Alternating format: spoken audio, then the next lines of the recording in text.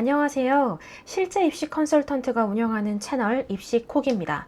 오늘은 지금 고3인가요? 수시로 가세요 라는 제목으로 입시에 대한 전반적인 내용을 한번 소개해 보도록 하겠습니다. 먼저 입시 전형 안내입니다. 입시는 크게 수시와 정시 두 개로 나뉩니다. 이 수시라고 하는 것은 아이들이 학교에서 중간고사, 기말고사 보고 학기 말에 성적표 받아오죠. 그 학교 성적과 관계되어져 있는 것이 수시입니다. 그래서 수시는 학교에 있는 내신이라고 생각하시면 되고요. 정시는요, 우리 11월에 보는 수능 성적을 가지고 대학을 가는 것을 정시라고 합니다. 물론 상위대학 같은 경우에는 일부 대학에서 교과 성적을 반영하거나 생기부 성적을 반영한다라고 하기는 하지만 현재까지 큰 틀로는 단순하게 그냥 수능은 정시, 학교는 수시라고 생각해 두시면 이해하기가 빠르십니다. 이 수시 전형에는 크게 세 가지 전형이 있어요. 학생부 종합 전형, 학생부 교과 전형, 그리고 논술 전형 이렇게 세 가지가 있습니다. 학생부 종합전형은 저희 생기부 보시면 세부 능력 및 특기사항 이렇게 적혀가지고 줄글이 되게 많이 나열되어져 있는 것을 고3이 되시면 보실 수 있으십니다. 저희 나이스 아시죠? 나이스 들어가셔서 아이들의 생활기록부를 떼서 보시면 거기에 보면 선생님들께서 각 교과목 선생님들께서 아이가 했던 수행평가, 아이의 태도, 아이가 수업 시간에 했던 발표 내용들을 이렇게 쭉 나열하듯이 적어주신 게 있어요. 그것을 위주로 보는 전형이 학생부 종합입니다. 이때 교과 성적도 눈에 보이기 때문에 그냥 단순하게 그냥 학교 생활 기록부를 전부를 다 본다 이렇게 생각해 주시면 되고요. 두 번째, 학생부 교과 전형입니다. 이 전형은 아이들 내신 성적을 가지고 그것을 위주로 평가하는 전형이에요. 교과 100인 학교도 있고요. 어떤 학교는 교과 성적 80에 서류 성적 20, 어떤 학교는 교과 100에 면접을 보는 학교, 교과 성적을 가지고 최저를 부여하는 학교 등등 형태는 다양하지만 어쨌든 큰 골조는 학교에 있는 내신 성적을 기반으로 한다라고 생각해 주시면 됩니다. 마지막으로 논술 전형인데요. 요 전형은 많이 들어보셨을 거예요. 사실은 5등급 때 친구들이 마지막 최후의 보루처럼 논술을 한번 써볼까요? 라고 말을 많이들 하는데요. 이 논술 전형 같은 경우는 학교마다 그 논술 시험이 다 다릅니다. 아이들이 가려고 하는 학과에 따라서도 시험 교과목이 조금씩 다르기도 하고요. 또 어떤 학교는 최저를 부여하기도 하고요. 다양한 방식으로 이루어지고는 있으나 큰 골조는 논술 시험을 봐서 합격자를 가른다고 생각하시면 됩니다. 논술 날짜도 수능 전인 학교, 수능 후인 학교 다 학교별로 다르게 이루어지기 때문에 전형은 크게 세 가지이지만 세부적으로 어떻게 운영하는가는 대학의 자율성이 있다 이렇게 생각해 주시면 편해요. 두 번째로는 정시입니다. 웬만해서는 정시를 저희가 가라고 이야기하지 않죠. 정시 전형은 크게 세 개의 군으로 나뉘는데요. 성적표를 받아들고 나면 가군, 나군, 다군 이렇게 세 개의 군이 있습니다. 요게 예를 들면 서울대는 가군, 나군, 다군이 다 있어서 이 중에 저희가 골라서 하는 게 아니에요. 대학별로 가군인 학교, 나군인 학교, 다군인 학교 다 다릅니다. 그래서 이 대학의 군에 맞게 저희가 지원을 하게 됩니다. 정시전형 같은 경우에는 수능 성적이 거의 다라고 생각해 주시면 빠릅니다. 물론 아주 상위 대학 같은 경우는 그렇지 않을 수도 있으나 요것은 세부적인 사항에 대한 자율성의 변화이기 때문에 큰 틀을 말씀드릴 때는 오히려 헷갈리세요. 그래서 그냥 크게 수시, 정시 이렇게 크게 두 가지 나뉘었다고 이해하시면 됩니다. 자, 다음은 현 고3 왜 수시로 가야 하는가 입니다. 오늘 저희 제목이 현 고3이라면 수시로 가세요 였죠. 이제 그 이유를 하나하나 말씀드리겠습니다. 첫째, 수시 전형이요. 정시 전형보다 모집 인원수가 훨씬 많습니다. 많은 학교는요. 수시가 80%, 정시가 20% 정도 뽑아요. 그러니까 100명을 뽑는다 그러면 80명을 수시에서 뽑고 20명을 정시에서 뽑는다고 생각하시면 돼요. 일단 모집 인원수가 많으면 당연히 더 좋겠죠. 두 번째 이유는요. 재수생, 반수생, N수생을 절대 얕보지 마십시오. 정시는 그리 쉬운 것이 아닙니다. 지금 고등학교 2학년 모의고사 성적만 가지고 고등학교 3학년의 모의고사 성적을 비교해 보시면 뭔가 이상하다 싶으시죠? 아이들은 이렇게 말할 겁니다. 아직 과학을 덜 봤어, 뭐 사회를 덜 봤어, 뭐 혹은 내신 공부하느라고 아직 정시 형태의 공부를 하지를 못했어요. 뭐 이렇게 말을 많이 하는데요. 재수생, 만수생, N수생들은요 이미 시작했습니다. 빠른 친구들은 수능 끝나고 나서 1월부터 시작하는 친구들도 있고요. 보통 재수반 개강이 2월 정도이기 때문에 대다수 친구들은 우리 아이들이 공부하지 못했던, 아이들 말로 공부하지 못했던 그 3월부터 쭉 이어지는 그 기간 동안 이미 반수생, N수생을 시작을 했어요. 그리고 이 친구들은 작년에 이미 한 번 했습니다. 확실히 공부엔 반복이 중요하잖아요. 반복의 횟수부터 다릅니다. 그게 다가 아니에요. 보통 재수생, 반수생, N수생이라고 하면요, 일반적으로는 조금 상위 대학에 이미 다니고 있는 아이들이 많습니다. 제가 경험상 보통 반수생은 서성한 학교도 정말 많아요. 그러니까 서강대, 성균관대, 한양대 친구들이 서울대, 연고대를 가기 위해서 반수하는 경우가 정말 많습니다. 작년 같은 경우에는 의대 인원수를 증원하는 만의 그 이슈 때문에 이미 지방의대를 다니고 있던 친구들이 서울권 의대를 다니기 위해서 재수 반수를 한 경우가 되게 많았어요. 즉 상위권의 재수생 비율이 되게 높다는 말입니다. 그러면 아무래도요, 상위 대학을 들어오는 그 재반수생이 많아지게 되면서 정시가 훨씬 어려워지게 되겠죠. 현역 고3 친구들 중에서도 공부를 되게 잘하는 친구들이 있어요. 그런데 수능에 가면 실제로 재반수생이라는 게 부딪혔을 때요, 우리 아이가 부족해서가 아니라 절대적인 공부량이 부족해요. 뭐 아이가 노력을 하지 않았다거나 이런 의미가 아니라요. 재수생, 반수생 친구들은 시간적인 여유가 훨씬 많습니다. 아이들 고등학교 3학년 친구들 보시면 시험 기간인데도 수행평가 엄청 많이 하죠. 수행평가한다고 아이들 막 날 새벽까지도 새기도 하고 그렇죠. 재수반수 친구들은 이 인터넷 강의 들으면서 내가 부족했던 정시 파트를 메우느라 새벽을 새는 겁니다. 그러니까 절대적인 이 물리적인 시간이 부족하기 때문에 불리할 수밖에 없어요. 세 번째, 정시가 숫자가 적다는 건 먼저 말씀드렸잖아요. 그런데 더 중요한 거는 장수 제한이 3장이라는 거예요. 근데 방금 처음 말씀드렸던 것처럼 그마저도 대학별로 군이 나뉘어 있습니다. 보통 뭐 가군, 나군에 설치되어져 있는 학교도 있고 가다군에 설치되어져 있는 학교도 그래요. 이렇게 군이 나뉘어져 있는 데다가 장수가 3장이고요. 명수는 작습니다. 정말 좋지 않은 조건들이 많이 모여 있다고 생각해 주시면 돼요.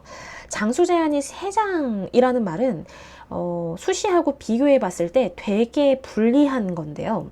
수시는 몇 장인지 혹시 알고 계시나요? 수시는요, 총 6장을 지원할 수가 있습니다. 2배죠. 그런데 정시는 3장이고요.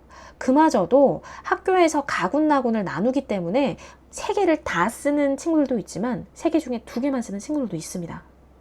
수시 같은 경우는 모든 학교가 다 종합과 교과가 있기 때문에 6장을 쓰는 데 있어서 9회가 재학 조건이 훨씬 적은 편이겠죠. 따라서 현 고3이라면 수시로 가는 것이 맞습니다. 단순하게 생각해 보더라도 수시로 가는 것이 맞다라는 사실은 우리 모두가 다 알고 이해되셨을 거라고 생각합니다.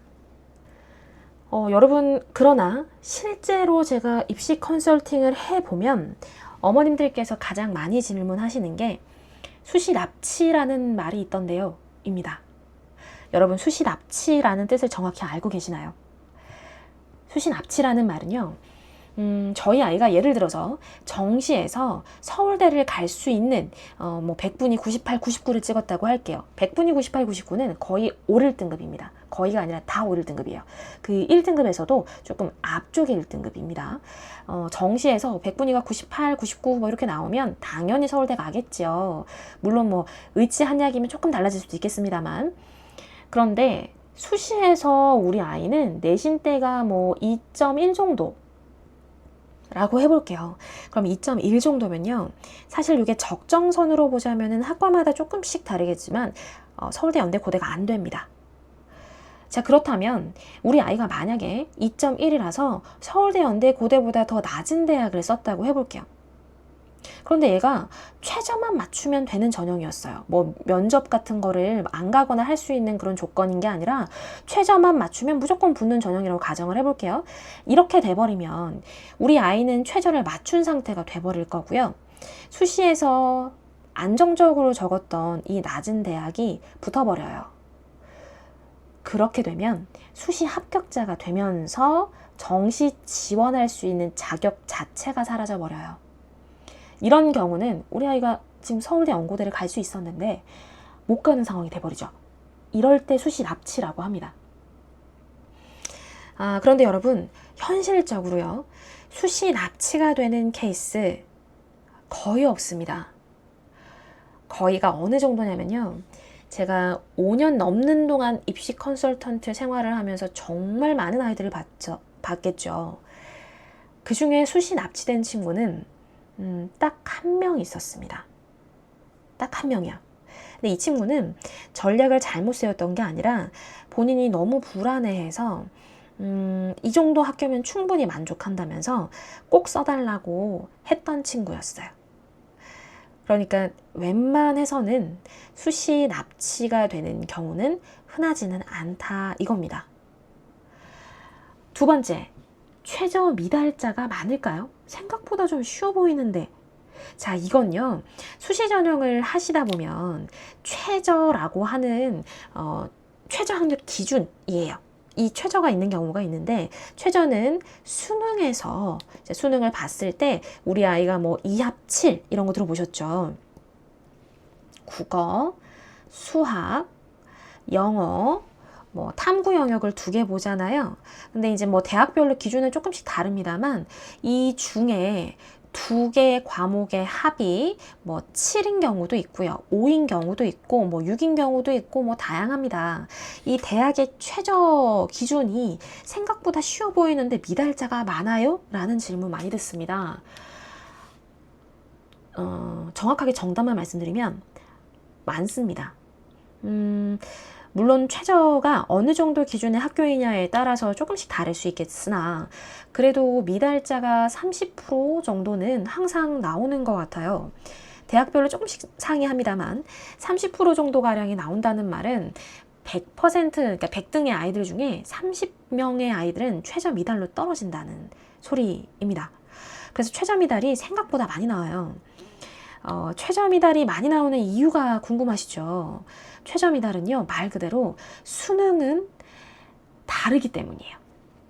모의고사 날이랑 수능은 또 다른 경험입니다. 수능 날이라면요, 풀리던 것도 잘 안 보여요. 1교시 국어 영역은 평소에 충분히 풀 수 있었을 것 같음에도 불구하고 막상 현장에 가면은 잘 안 풀립니다. 제가 여러 번 친구들의 경험을 해봤었는데 가장 많이 하는 말이 시험이 끝나고 나서 다시 풀어보니까 풀려요 라는 말을 많이 해요. 그러니까 아이들이 극도의 긴장 상태에 있기 때문에 수능 성적은 모의고사 성적과는 또 다르고요. 수능에서는 최저 미달이 많이 나오는 겁니다. 모의고사 기준으로만 생각하시면 안 돼요. 수능날 이 아이가 받을 압박감, 그리고 수능날 급격히 올라가는 난이도, 그리고 늘어나는 재반수생 비율, 그러니까 상위권 비율을 생각하셔야 되기 때문에 최저 미달은 많이 나올 수밖에 없습니다. 그리고 세 번째 질문은 우리 아이는 모의고사가 더 잘 나오던데 그래도 수시로 갈까요? 이런 질문 많이 하세요. 근데 요것도요, 모고가 더 잘 나온다라고 말씀을 하시는데 대부분 그 기준이 고등학교 2학년 모의고사 성적 기준이시거든요. 근데 고등학교 2학년 모의고사는 서울이 보면 경기도가 안 볼 때도 있고 경기도가 보면 서울이 안 볼 때도 있잖아요. 그러니까 상위권이 많이 빠져나간 상태라는 거예요. 거기다가 재수생, 반수생, N수생도 없는 상태고요. 또 예체능 친구들도 많습니다. 그런데 수능날은요, 예체능 친구들 중에 뭐 수학 과목을 버리고 안 보는 친구들도 있어요. 아예 응시를 안 하는 친구들이 있어요. 그러면 밑에 깔아줬었던 그 등급대 친구들이 빠지면서 커트가 올라가는 현상도 생깁니다. 그러니까 수능은 변수가 너무 많은 거예요. 재수생, 반수생, N수생도 있고 아이의 심리적인 압박감도 있을 거고 밑에 있었던 그 예체능 친구들 그리고 엎드려서 그 모의고사 일렬로 내리고 자는 친구들도 많거든요. 고등학교 2학년 때는. 그런 친구들이 한 명도 없습니다. 그렇기 때문에 수능날은 등급 커트가 조금 달라요. 그래서 모의고사가 더 잘 나온다라고 말씀을 하시려면 최소한 뭐 저희 아이가 내신이 5등급인데 정시를 기준으로 했을 때 뭐 고등학교 2학년 모의고사 기준으로 백분율이 한 92 정도가 나옵니다. 백분율 92는 평균 등급이 1등급인 거예요. 2등급 커트가 88점인데 1, 2, 2, 1, 2, 뭐 2, 2, 1, 2, 1, 뭐 요 정도가 되면은 한번 고려해 볼 만합니다. 단 내신 등급이 뭐 5등급, 6등급, 7등급이고 모의고사가 이럴 때 그때 아니고서는 정시가 더 잘 나온다고 말씀하시면 안 돼요. 어떤 일이 있어도 현역이라면 수시가 무조건 가야 하는 전형인 겁니다. 수시 기회 절대 놓치시면 안 돼요. 자, 여기까지 어느 정도 입시라고 하는 전형이 어떻게 이루어지는지 조금 이해가 가셨을까요? 다음 시간에는 여러분 지금 질문이 정말 많으실 거예요. 수시 전형에서 학생부 종합을 본다 그러는데 학교마다 다 다르다고 그러는데 그러면 스카이, 뭐 서성한 이런 소위 말하는 인서울에서도 상위 대학들은 어떻게 이루어지고 있는지 뭐 학교장 추천 전형도 있다고 하는데 학교장 추천 전형은 어떻게 받는 것인지 등등 궁금하신 게 정말 많으시죠. 하나하나 차분히 천천히 알려드릴게요.